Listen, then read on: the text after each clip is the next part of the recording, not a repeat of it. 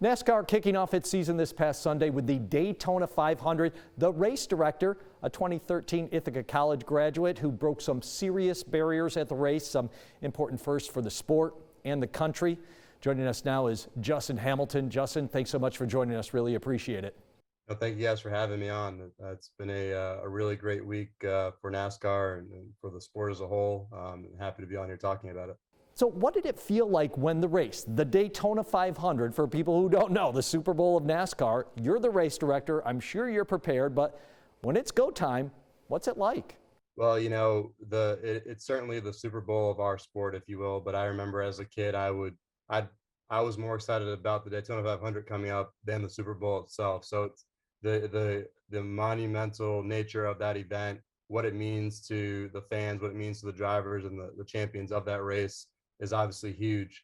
For me, though, you know, I've been calling races with NASCAR since 2016. I've been in the sport now for 10 years. Calling races at Daytona in the past, just not at the 500. You know, using all of that to prepare. Once I was in the tower, it was actually right in my element, and that's what we're trained to do. That's what all the preparation is all about. So all that time that was put in advance to get to that moment. Once the race started, you know, we were prepared and what we needed to do, what we needed to execute as a team in the tower, all happened as we would hope it would.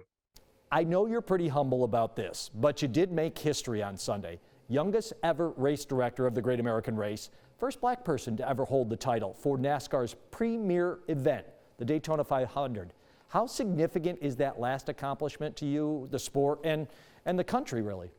Well, you know, I certainly understand the importance of it. You know, it's definitely a big accomplishment. You know, for me leading up to it, it was about getting up to the tower and executing like I talked about, doing my job, making sure we had a fair competition with integrity and a competition that played out in a safe manner, you know, like all referees do or like all head officials do when they're executing a game.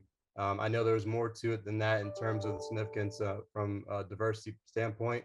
For me, being with NASCAR as long as I have, I've always felt welcomed. I always felt like being in the sport was where I want to be, and where I was accepted being. I hope that what I'm doing and what I did on Sunday sets a positive example for others who have that same passion that I did as a kid to be involved in NASCAR at its highest level and pursue the avenues that will take you there. That's the biggest thing I hope that comes from it. NASCAR is a sport it can be enjoyed for all. It's a great sport to be a part of. The energy and excitement that we have coming from the race at the Coliseum and the Clash and executing that, and then having a great 500. I just hope it brings more people to the sport and they stay with us and watch for many years to come. You're a local guy. I see you grew up in Ithaca too. How did you get involved in racing? I mean, did you ever go to any local dirt tracks here? You go to the Syracuse Fairgrounds, for instance, for auto racing? Absolutely. So the Fairgrounds was actually my first experience seeing stock car racing. My grandfather took me there as a 4-year-old kid, so that would have been 1994. I've been a fan really ever since. That's really where the passion for motorsports started for me. But it's carried me all the way through. You know, it carried me in the direction I needed to go, whether it was in high school and picking my degrees in college, looking at sponsors around the sport. Every car, you see the sponsors that make those teams go forward in terms of funding. That led me to my marketing degrees in college. It led me to having sociology as a second degree to combine those two together and come and work in the sport. So it really started with that moment going to the Fairgrounds, which unfortunately doesn't exist anymore. I wish it still did. But there's still many great dirt tracks in upstate New York that I spent time at and led me to where I am here today. So what's next for you? More races? How does the rest of the season shape up? It's a long season, 42 weeks of racing across all of our national series. So I'm actually headed back out to LA this weekend to call our race at Auto Club Speedway. And then continue on from there. The season, once it starts rolling, the weeks roll by pretty quickly.